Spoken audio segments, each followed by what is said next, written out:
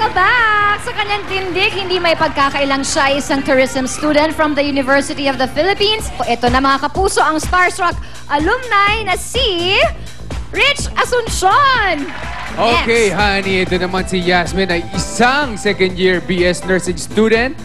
As an artist, well, she sometimes helps sa mga short films ng mga kanyang mga mass comm students.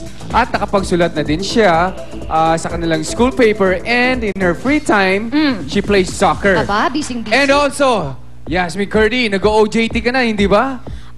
Actually, mag-OJT pa lang ako. Aha. Actually, incoming second year pa lang ako. Hindi talaga second. Yasmin, and bakit naging second course? Ano ba yung first course mo? First course ko was foreign service. Okay. Sa New Era rin po. Actually, halos graduating na rin po ako doon. 1 year na lang po natitira. Pero parang nabitin po ako sa pag-aaral. So, Okay. gusto ko po mag-aral. Sabi ko, kasi nag-third nga po kami, school namin sa nursing. So, proud ako doon.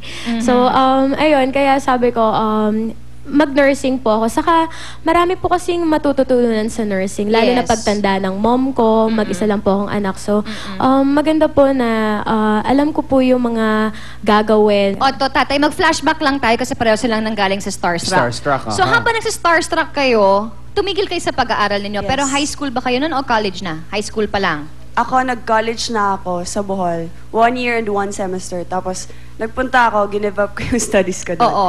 Nagpunta ako how many- Starstruck. Okay, so for how many years ka nag-stop mag-aral? 2 years. 2 years. Si Yasmin, natigil ka na mag-aral for how many years? Mga 2 po. Tapos, 2 din.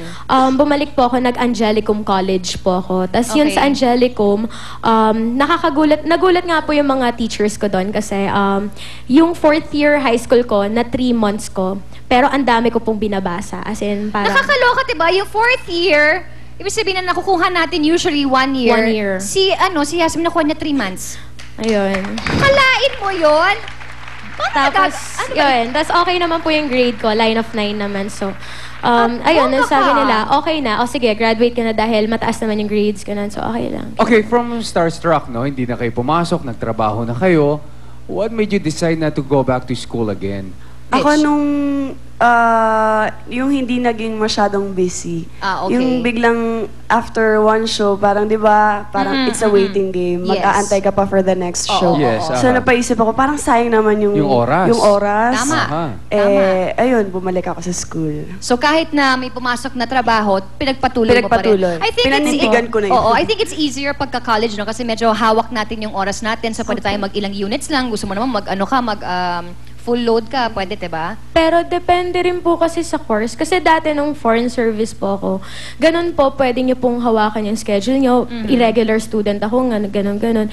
Pero pag nursing po kasi, laging block section.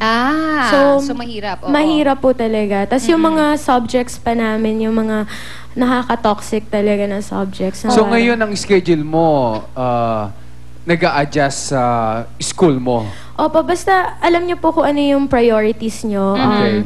Kasi hindi rin po kasi biro yung mga kinuha niyo ng mga subjects. Yes. Tapos, Rich, meron ka pang organization. So nag-artista ka na, tapos nagsuschool ka pa, tapos meron ka pang org na sinalihan. So paano niyo nagagawa na parang ang dami-dami yung ginagawa sa world. Tapos, syempre, hindi naman mawawala dahil may social life din kayo. Diba? Not necessarily love life, but, friends. You go out with your friends or you go out with your family. Paano nagyaganap yung mga pangyayaring yun?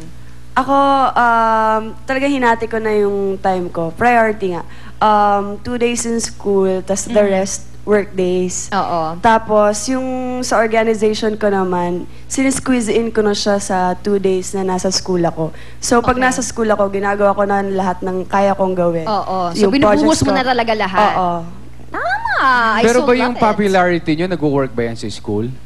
Meron ba kayo nadadaan ba sa charm Oo, ng nadadaan slide ng nyo. konti? O kaya minsan, syempre, minsan Depende po galing pag taping. yung prof mo, showbiz, di swerte ka. Pero pag Oo. hindi talaga, wala ka talagang magagawa. Wala kang Baka- magagawa. Baka masabon ka pa sa class. Oo, minsan baka may mga times para, di ba minsan may mga parang pinag-iinitan tayo? Oo, Kasi pinapaginitan. dalawa lang yan, diba, tata? It's either, hindi naman necessarily showbiz, no? Pero parang siguro they also parang give us a certain consideration kasi nga alam naman nilang hindi naman tayo naglalakwatch, nagtatrabaho naman tayo.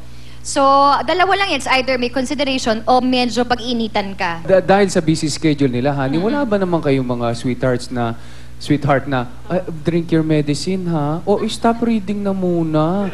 You rest na muna. May gumaganon ba sa inyo sa mga... Ganun dapat ang pagsasalita. Stop reading na muna. Yung nanay ko ata. Naglalambig yung lalaki. Ang alam ko po si Rich, Oo.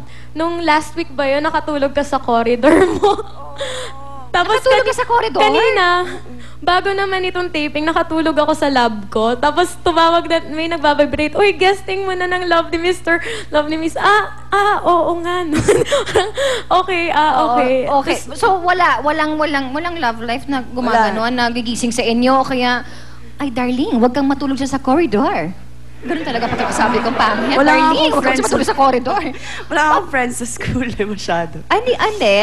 So, okay. So, may mga friends, love life wala masyado. Siguro may mga ano lang, kunyari pag dumadaan ka, kunyari sobrang gulo na ng buhok mo. Eh, syempre naka-hairnet po ako, ganyan. Tapos parang sabihin, uy, ang gulo-gulo na ng buhok mo. Tapos minsan crush mo sa school, di ba? Parang, okay. Alright! Anyway, up next, ang fun and energetic Filipinay na hindi pinapalagpas ang lahat ng mga opportunities that comes along her way, even if she's still studying. Nako, kilalanin na Love ni Mr.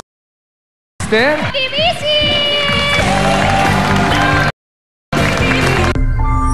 Alam ko naman na wala ako sa puso.